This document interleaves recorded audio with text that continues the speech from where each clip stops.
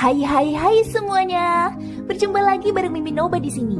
Mimin ucapkan terima kasih ya untuk para sobat Noba yang sudah memberikan support dan kesetiaannya sampai sejauh ini. Dan juga Mimin tidak akan bosan-bosan minum pil Tika Dewa agar terus kerja membawakan episode-episode berikutnya dari BTTH Keabadian Kaisar. Pokoknya jangan bosan-bosan untuk terus mengikuti kelanjutannya. Kalau tidak, Mimin akan membuat kalian tidak bisa tertawa atau menangis. Let's go, mari kita masuk ke dalam ilusi seni radionya.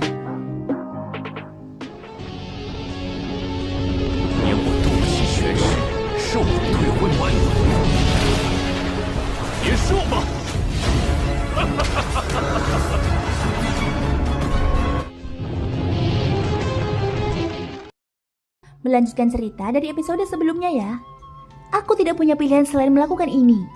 Pertumbuhan daun seribu kipas benar-benar terlalu lambat. Jika Tuan Sion dapat meminjamkan api roh kehidupan kepadaku, aku bersedia memberimu 1/5 dari daun seribu kipas di pohon seribu kipas. Ucap Jin Yao. Mata Sion mengeras. Dia tidak menyangka Jin Yao benar-benar akan melakukan hal sejauh itu demi pohon seribu kipas. Tak lama kemudian, Jin Yao sekali lagi membuka mulutnya dan melanjutkan. Pada saat yang sama, aku juga berutang budi pada Tuan Xiaoyan.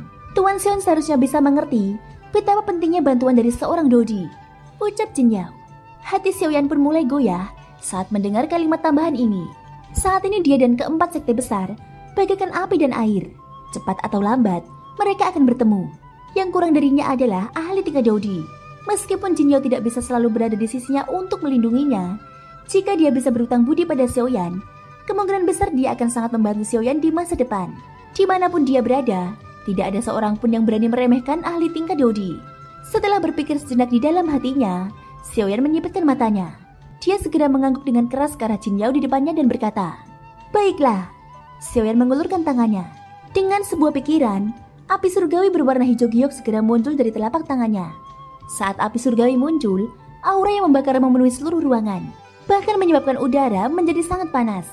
Kegembiraan muncul di mata indah Jin Yao saat dia melihat api roh kehidupan di depannya.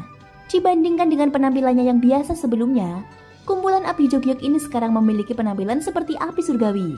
Setelah mengeluarkan api surgawi, Xiaoyan akhirnya mengangkat kepalanya dan menatap Jin Yao. Dia tersenyum tipis dan berkata, "Nona Jin, karena beberapa alasan pribadi, api surgawi tidak dapat sepenuhnya meninggalkan tubuhku. Oleh karena itu, meskipun aku dapat meminjamkan api surgawi kepada Nona Jin, aku hanya dapat memisahkan benih api darinya. Aku harap Ketua Jin dapat memahami hal ini." Ucap Xiaoyan. Wajah cantik Jin Yao menunjukkan senyuman saat mendengar ini. Kata-kata Tuan Xiaoyan terlalu serius. "Kamu sudah sangat baik hati dengan meminjamkan api surgawi kepadaku. Api surgawi itu awalnya milik Tuan Xiaoyan. Mengapa aku harus memaksamu?" Ucap Jin Yao. Xiaoyan sekali lagi tersenyum. Pandangannya beralih ke bawah dan mendarat pada nyala api kehidupan. Melihat api kehidupan yang menari lincah di antara kedua telapak tangannya, mata Xiaoyan berkedip. Tak lama kemudian, dengan sebuah pikirannya, api hijau giok di tangannya mulai bergetar hebat. Setelah beberapa tarikan nafas, api hijau giok sebesar kepalan tangan terpisah dari telapak tangan Xiaoyan. Xiaoyan mengendalikan gumpalan api hijau giok itu dengan pikirannya dan mengirimkannya kepada Jin Yao. "Jangan khawatir, karena api kehidupan ini adalah api benih. Efek katalitasnya akan jauh lebih lemah daripada tubuh utamanya. Namun efektivitasnya seharusnya hanya setengahnya." Ucap Xiaoyan. "Hahaha. Cukuplah Tuan Xiaoyan bersedia meminjamkanku api surgawi. Lagi pula, ini jauh lebih cepat daripada membiarkan pohon seribu kipas tumbuh sendiri. Apapun yang terjadi, aku tetap harus berterima kasih kepada Tuan Xiaoyan." Jin Yao tersenyum dan mengangguk ke arah Xiaoyan. Bagaimanapun juga, api benih adalah api benih. Wajar saja jika kekuatannya lebih rendah dari tubuh utamanya. Untungnya pohon seribu kipas tidak hanya telah dihidupkan kembali, tetapi dia juga telah memperoleh api surgawi seperti api kehidupan. Ini dianggap sepadan baginya. Namun dia masih tidak sanggup menyerahkan 1/5 daun pohon seribu kipas. Jin Yao telah menunggu pohon seribu kipas tumbuh selama bertahun-tahun. Sekarang dia harus menyerahkannya kepada orang lain. Wajar jika dia sangat enggan. Namun kata-kata itu sudah terucap dan tidak dapat ditarik kembali. Sekarang dia hanya bisa menyerahkan daun pohon seribu kipas kepada Xiaoyan.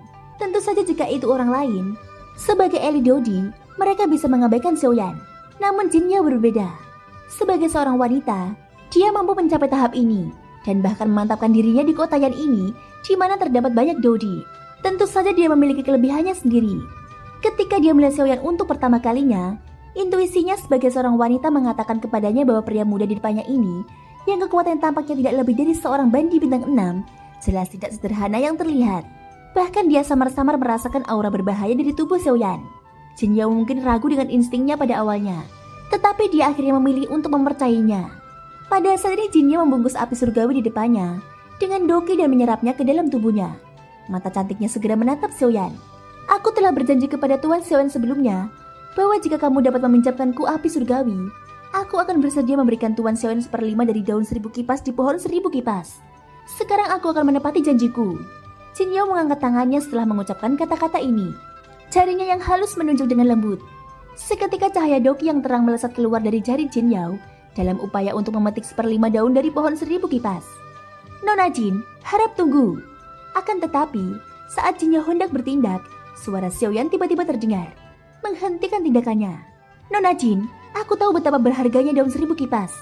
Aku juga tahu bahwa daun 1000 kipas ini telah tumbuh selama ratusan atau ribuan tahun. Tidak mudah bagi mereka untuk tumbuh. Aku tidak seharusnya memetiknya dengan mudah, ucap Xiaoyan. Ekspresi wajah Jin Yao mengeras saat mendengar ucapan Xiaoyan. Tidak disangka Xiaoyan benar-benar rela melepaskan daun 1000 kipas. Perlu diketahui bahwa daun 1000 kipas yang berusia lebih dari 1000 tahun adalah sesuatu yang bahkan seorang Dodi pun tidak dapat menahan godaan. Namun Xiaoyan mampu menyerah dengan nada yang tegas, meskipun harta karun itu berada tepat di depannya. Harus dikatakan bahwa tekad ini bukanlah sesuatu yang dapat dimiliki oleh orang biasa. Jin Yao baru saja memuji Xiaoyan dalam hatinya, ketika kata-kata Xiaoyan sekali lagi terdengar.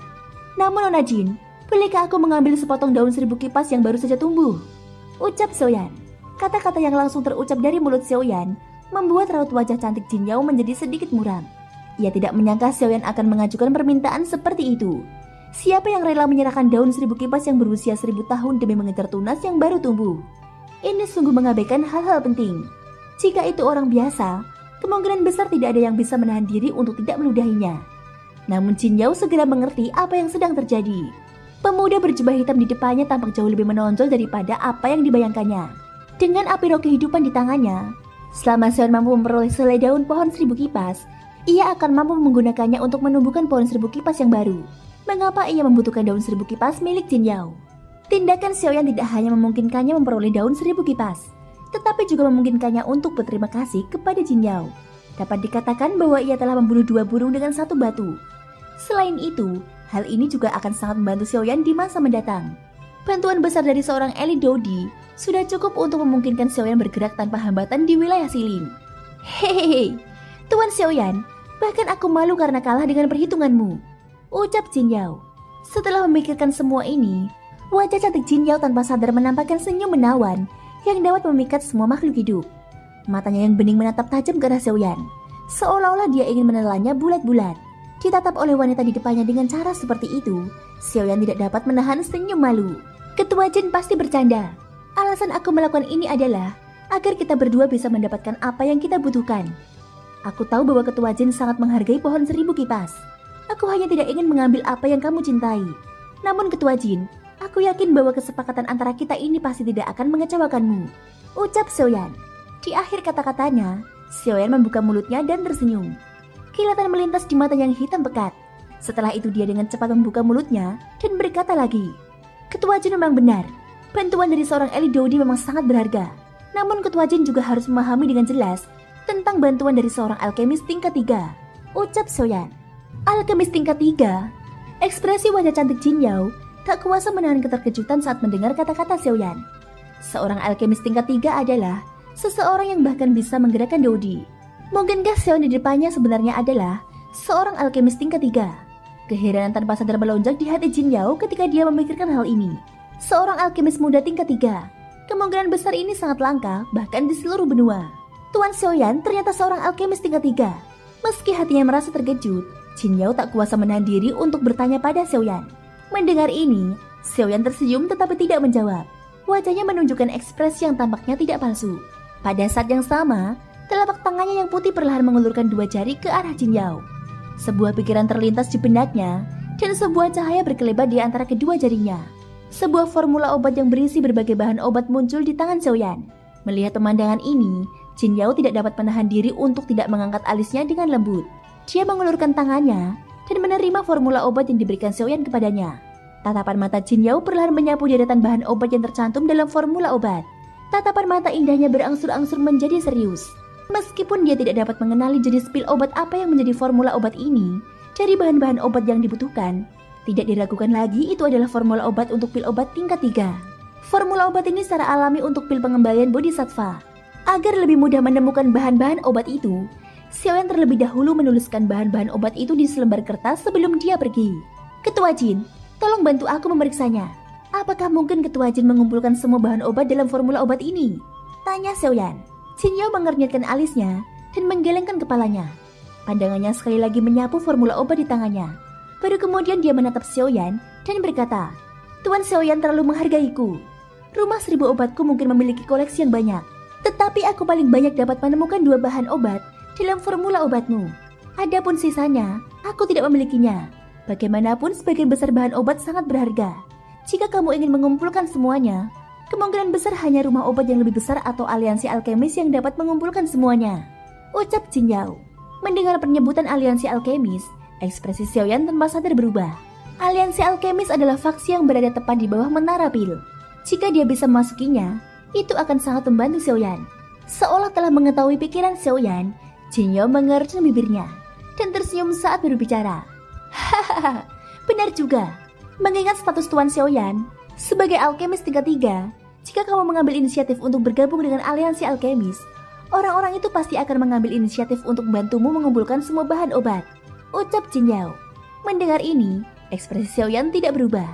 Namun dia tertawa malu dalam hatinya. Apakah wanita di depannya ini benar-benar mengira bahwa dia adalah seorang alkemis tingkat 3? Hahaha.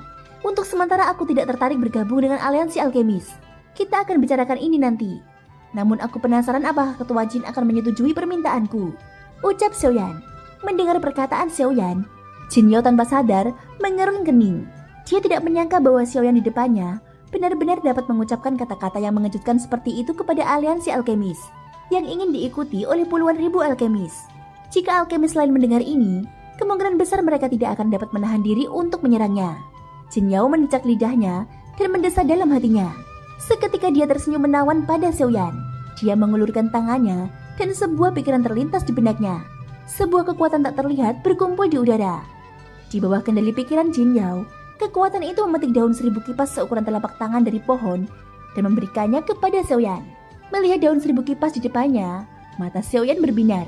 Dia menggenggam kedua tangannya ke arah Jin Yao dan berkata sambil tersenyum, Terima kasih, pemilik Jin. Setelah berbicara, Xiaoyan dengan hati-hati meletakkan daun 1000 kipas seukuran telapak tangan di telapak tangannya. Segera setelah itu ia dengan cepat mengeluarkan kotak giok dan meletakkannya di cincin penyimpanannya. Tuan Xiaoyan, kamu tidak perlu bersikap begitu sopan. Seperti yang kamu katakan, kami hanya mengambil apa yang kami butuhkan. Daun 1000 kipas ini adalah sesuatu yang seharusnya kamu miliki. Ucap Jin Yao sambil tersenyum. Senyum itu benar-benar menyebabkan api jahat berkobar. Jika kekuatan mental Xiaoyan tidak luar biasa, kemungkinan hanya senyum ini saja sudah cukup untuk menyebabkan malapetaka menimpanya. Sambil terbatuk kering, Xiaoyan menarik pandangannya dengan ekspresi yang tidak wajar. Jin Yao mengerutkan bibir merahnya sedikit. Tak lama kemudian, dia kembali berbicara kepada Xiaoyan dengan suara lembut. Bolehkah aku tahu apakah Tuan Xiaoyan membutuhkan bahan obat pada resep ini? Ucap Jin Yao. Jejak rasa malu muncul di wajah Xiaoyan. Tak lama kemudian, ia mengeluarkan selembar kertas lain berisi bahan-bahan obat yang dibutuhkan untuk pil roes dan menyerahkannya kepada Jin Yao. Tatapan mata Jin Yao menyapu dengan kasar dan tanpa sadar mengerutkan kening. Pada daftar yang diserahkan Xiaoyan kepadanya, sebagian bahan obat di dalamnya membuatnya merasa sangat terganggu. Aku benar-benar tidak tahu pil obat apa yang sedang kamu buat. Bahan-bahan obat yang dibutuhkan sebenarnya adalah hal-hal yang hanya bisa digunakan oleh pil obat tingkat tinggi. Ucap Jin Yao tanpa sadar menecak lidahnya dan berseru pada Xiaoyan. Ketika Xiaoyan mendengarnya, dia mengangkat bahunya tanpa daya. Melihat ini, Jin Yao menggunakan tangannya untuk mengusap dahinya dengan lembut. Dua formula pil yang dikeluarkan Xiaoyan secara berurutan tampaknya menyebabkan ahli kelas Dodi di depannya ini merasakan sakit kepala. Tuan Xiaoyan, kau benar-benar memberiku kejutan yang sangat besar. Beberapa waktu kemudian, Jin Yao akhirnya tersenyum pahit pada Xiaoyan dengan wajah tak berdaya. Melihat penampilan Jin Yao, hati Xiaoyan tanpa sadar tenggelam. Jantung di dadanya juga mulai berdetak lebih cepat saat ini. Rumah 1000 obat milikku memang memiliki bahan-bahan obat yang dibutuhkan Tuan Xiaoyan. Namun Tuan Xiaoyan tidak boleh terlalu berharap. Ini karena rumah 1000 obat milikku hanya dapat mengeluarkan 5 dari 2 formula obat ini jika keduanya digabung. Mengenai bahan-bahan obat yang tersisa, Mohon maafkan aku karena tidak dapat menyediakannya meskipun aku tega, ucap Jin Yao. Jin Yao menggelengkan kepalanya pelan dan dengan santai mengembalikan kedua formula pil itu kepada Xiaoyan. Ekspresi wajah Xiaoyan sedikit berubah saat mendengar ini. Awalnya dia pikir dia hanya bisa menemukan 2 atau 3 bahan obat. Namun jawaban Jin Yao telah melampaui harapan Xiaoyan. 5 bahan obat.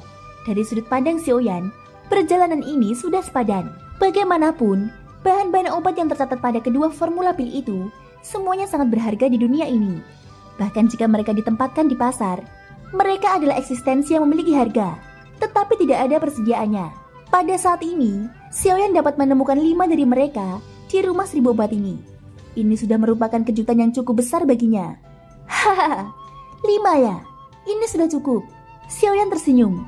Kekhawatiran di wajahnya langsung menghilang. Sebaliknya digantikan oleh senyum puas. Thank you guys sudah mendengarkan ceritaku di episode kali ini sampai akhir. Ikutin terus kelanjutan episode berikutnya ya. Semoga hari kalian menyenangkan. Sampai jumpa dan bye-bye.